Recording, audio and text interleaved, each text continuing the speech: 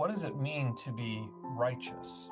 Well, righteousness is the idea of being right. It's the idea of being morally correct. The question of really the whole Bible, one of the questions is how do we gain the righteousness that is necessary to gain God's approval and his acceptance? And of course, many religions have some answer to that question. Most of the time, it's based in human effort and human performance. It's about trying hard. It's about being good. It's about trying to treat other people the way that you might want to be treated. But ultimately, all of our efforts to do this come up short.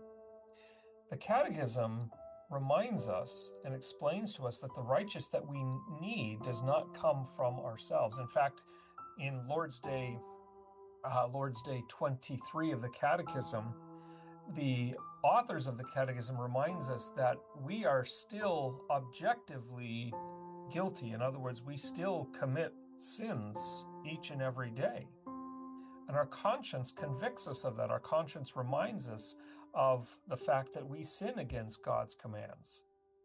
However, the gospel tells us that we don't have to rely on ourselves. We don't have to look within ourselves. We don't have to look to anything that we do or don't do in order to gain God's approval. Instead, what we need to do is look outside of ourselves. Faith, Calvin describes it this way: faith is really like the hands of the heart that reach out to receive what God gives us. And when we have faith in Jesus, when we look to Jesus and say, as if we're saying to God, consider what Jesus has done, don't look at what I've done.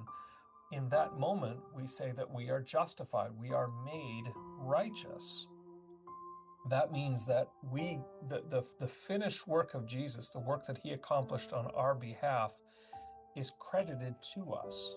It's given to us. And so God, even though objectively we may be a sinner, God treats us as though we have never sinned at all. This is, of course, really, really good news. It takes the burden off of us. We simply need to have faith. We simply need to look to Jesus as the one who has accomplished for us what we could never do on our own.